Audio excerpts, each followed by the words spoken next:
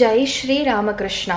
அன்னவயல் புதுவை ஆண்டாள் அரங்கற்கு பண்ணு திருப்பாவை பல்பதியம் இன்னிசையால் பாடிக் கொடுத்தாள் நற்பாமாலை பூமாலை சூடிக் கொடுத்தாளை சொல்லு.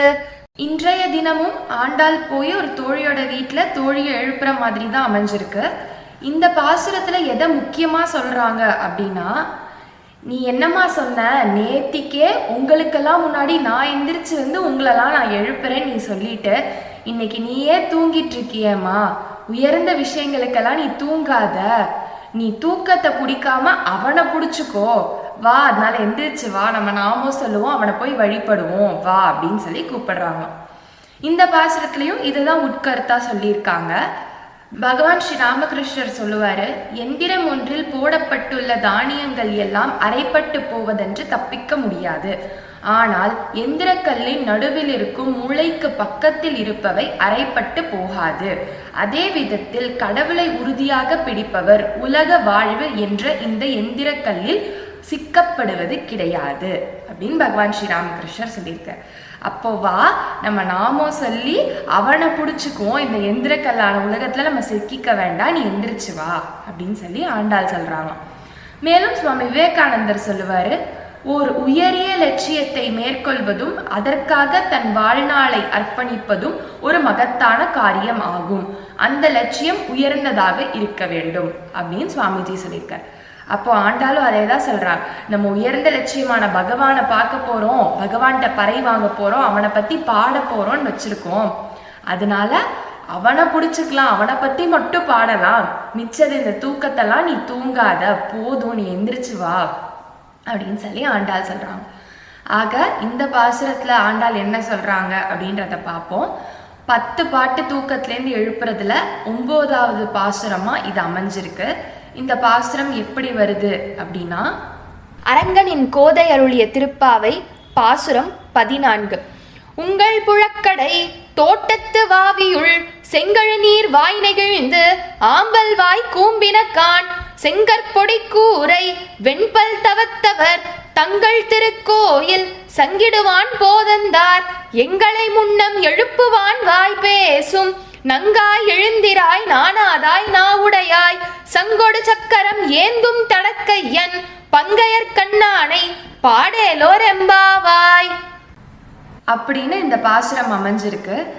இந்த பாசுரத்துல ஆண்டாள் முதல் வரியில என்ன சொல்றாங்க அப்படின்னா, உங்கள் புழக்கடை தோட்டத்து வாவியுள் செங்கழநீர் வாய் நெகிழ்ந்து ஆம்பல் வாய் கூம்பினக்கான். பாருமா, உங்க வீட்டுக்கு பின்னாடி உங்களோட புழக்கடை தோட்டத்துல வாவியுள் அந்த குளத்துல செங்கழநீர் மலர்கள்லாம் பூத்து விரிய ஆரம்பிச்சிருச்சு, ஆம்பல் வாய் கூம்பினக்கான் ஆம்பல் மலர்கள்லாம் மூட ஆரம்பிச்சிருச்சு.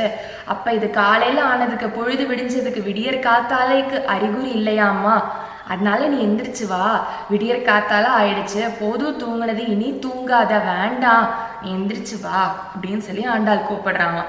மேலும் சொல்றாங்க, செங்கற் பொடிக்கூரை வெண்பல் தவத்தவர் தங்கள் திருக்கோயில் சங்கிடுவான் போதந்தார். பாருமா, சன்னியாசிகள்லாம் செங்கல் பொடிக்கூரை, துறவிகள், மகான்கள், ரிஷிகள்லாம் அவங்கவுங்க கோயில்ல சங்கிடுவதற்காக போக ஆரம்பிச்சிட்டாங்க. அப்ப இது விடியற் காத்தால இல்லையா, அதனால வாமா அப்படின்னு சொல்றாங்க.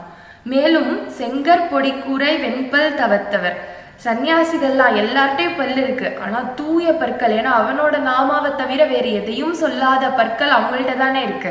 அதனால செங்கல் பொடிக்கூரை வெண்பல் தவத்தவர் அவங்க கோயிலுக்கெல்லாம் போக ஆரம்பிச்சிட்டாங்க சங்கிடுவதற்கு, அதனால நம்மளும் அவங்க பின்னாடியே போகலாம் அப்படின்னு ஆண்டாள் சொல்றாங்க. ஏன் அப்படி சொல்றாங்க அப்படின்னா, சுவாமி விவேகானந்தர் சொல்றாரு, எனது திட்டம்தான் என்ன, பழங்காலத்தின் மகத்தான ஆச்சாரியர்களுடைய கருத்துக்களை பின்பற்றுவதே, நீங்கள் ரிஷிகள் வகுத்த பாதையில் சென்றாலே போதுமானது. மேலும் சொல்றாரு, மனித இனத்திற்கு உதவி செய்ய விரும்புவோர் தங்கள் சுக துக்கம் பெயர் புகழ் அனைத்தையும் தங்களுக்கு ஈடுபாடுள்ள அனைத்தையும் ஒரு மூட்டையாக கட்டி கடலுக்குள் எரிந்துவிட்டு பிறகு இறைவனிடம் வர வேண்டும். இதையேதான் மகா ஆச்சாரியர்களும் மகான்களும் ரிஷிகளும் அனைவரும் செய்தனர், இதையே கூறினர் அப்படின்னு சொல்லி சுவாமிஜி சொல்லியிருக்கார். அப்ப இறைவனிடம் வர வேண்டும். அவங்கவுங்க கோயிலுக்கு சங்கிட போயிட்டாங்க, அவங்க பாதையை பின்பற்றி நம்மளும் அவங்க பின்னாடியே போவோம். அவங்களுக்கு பகவான் கிடைச்ச மாதிரி நமக்கும் பகவான் அருள் பண்ணுவான், கருணை பண்ணுவான். அதனால நீ சீக்கிரமா எந்திரிச்சு வா, அவங்க பின்னாடியே போவோம், அவங்க வகுத்த பாதையிலே நம்ம போகலாம் அப்படின்னு சொல்லி ஆண்டாள் கூப்பிடுறாங்க. அந்த பொண்ணு அப்பவும் எந்திரிக்கவே இல்லையா. உடனே ஆண்டாள் சொல்றாங்களாம், எங்களை முன்னம் எழுப்புவான் வாய் பேசும் நங்காய் எழுந்திராய் நானாதாய் நாவுடையாய். பாருமா, நேத்து நீ என்ன சொன்ன எங்க கிட்டக்கெல்லாம், நாளைக்கு உங்களுக்கு முன்னாடியே நான் எந்திரிச்சு வந்து உங்களெல்லாம் நான் எழுப்ப போறேன்னு சொல்லிட்டு இப்ப நீ வந்து இப்படி தூங்கிட்டு இருக்கியேம்மா, இது சரியா? உன்னோட நாக்குக்கு நாணமே இல்லை பாரு, நேத்து ஒன்று சொல்லிட்டு இப்போ ஒன்று சொல்றியே அப்படின்னு சொல்றாங்க ஆண்டாள். அதுவும் எங்களை முன்னம் எழுப்புவான் வாய் பேசும். பகவான் ஸ்ரீராமகிருஷ்ணர் சொல்றாரு, உலகப் பற்றுகளில் உழன்று கொண்டிருப்பவன் சாதனம் செய்ய பழகும் போது சாதகன் ஒருவன் ஆரம்ப நிலையில் எத்தனையோ இடைஞ்சல்களுக்கு ஆளாகிறான். அதை அத்தனையும் தாண்டித்தான் ஆக வேண்டும். மேலும் சொல்றாரு, சாதனைகளின் ஆரம்பத்தில் இருப்பவனுக்கு நலம் கேடு பாகுபாடு இருந்தே ஆக வேண்டும். இல்லையெனில் அவன் ஒருவேளை நெறி தவறி போய்விடலாம் அப்படின்னு சொல்லிட்டு. அப்ப பாருமா, நம்ம இது ஆரம்பிக்கிறப்ப, இந்த பக்தி செய்யணும் அந்த மாதிரி ஆரம்பிக்கிறப்ப பல இடைஞ்சல்கள் வரும், எங்களுக்கு நல்லா தெரியும். அதனால இது உன் மேல ஒன்றும் குற்றமே இல்லை, பரவாயில்ல. நேத்து நீ என்னமோ ஒன்று சொல்லி இன்னைக்கு என்னமோ ஒன்று பண்ற, பரவாயில்ல. இருந்தாலும் நீ எந்திரிச்சு வா, நீ தூங்காத, போதும். அதோட கூட நலம் தீங்கு இதோட வித்தியாசம் நம்ம கண்டிப்பா தெரியணும்னு ராமகிருஷ்ணர் சொல்லியிருக்காருல்ல, அதே மாதிரி ஆண்டாலும் இங்க சொல்றாங்க, நலமான சத்சங்கத்தை நாடணும், கேடான தூக்கத்தை, அதாவது அவனை நினைக்காம நம்ம தூங்குறத விட்டுடணும்.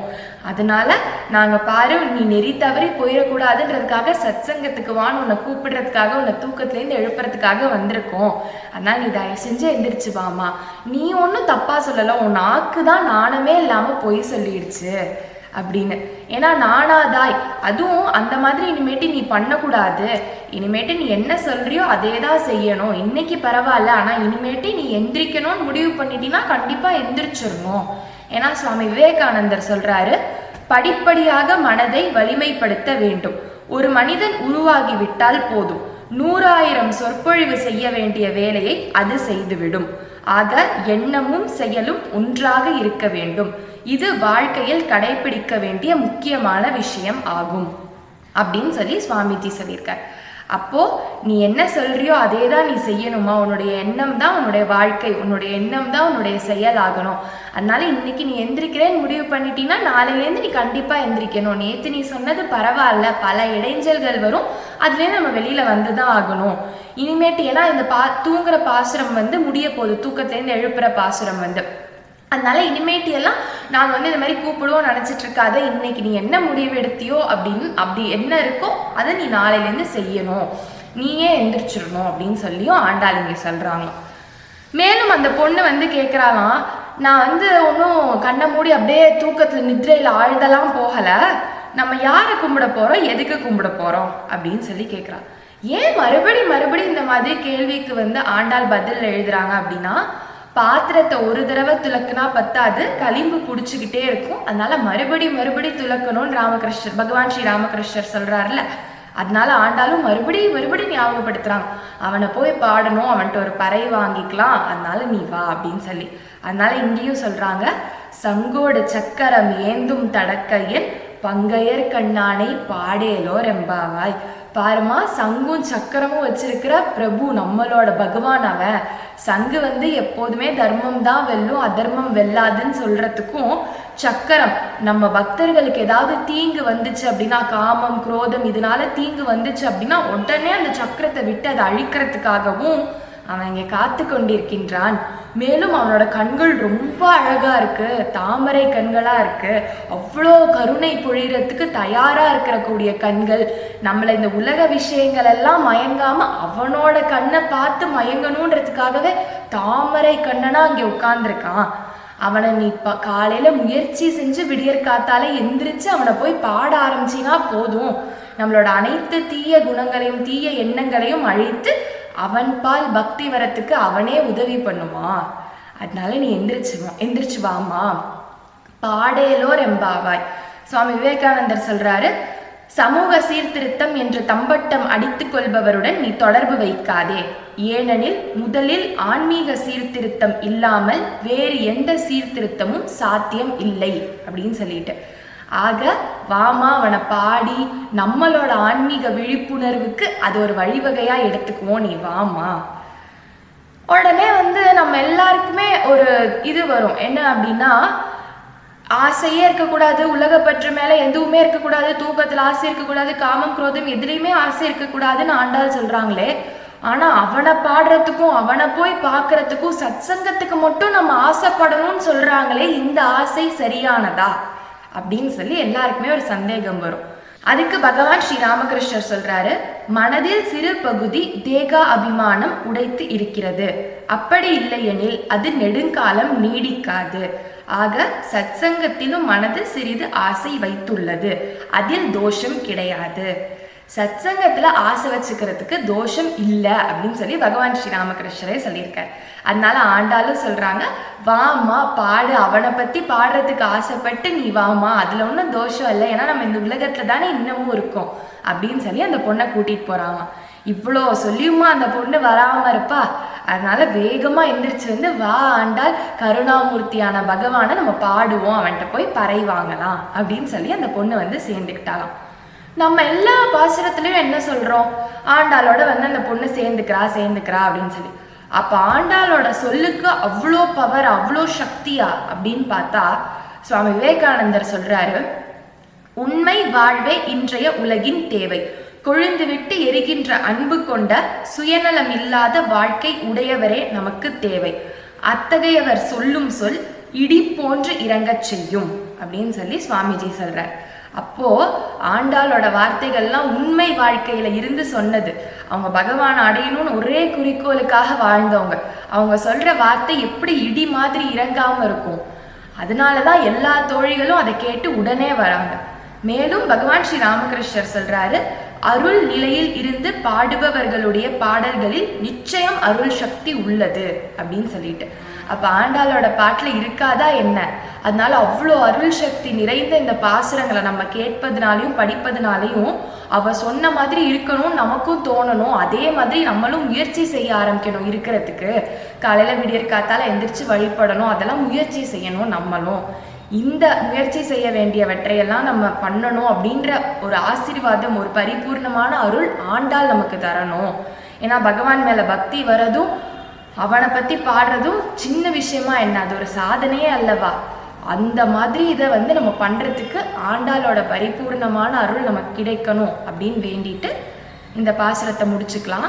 நாளையோட பாசுரம் தான் கடைசி பாசுரம் இந்த தூக்கத்திலேருந்து எழுப்புறதுக்கு. அதில் என்ன சொல்லியிருக்காங்கன்றத நாளைக்கு பார்க்கலாம். ஆண்டாள் திருவடிகளே சரணம். சர்வம் ஸ்ரீராமகிருஷ்ணார்ப்பணமஸ்து.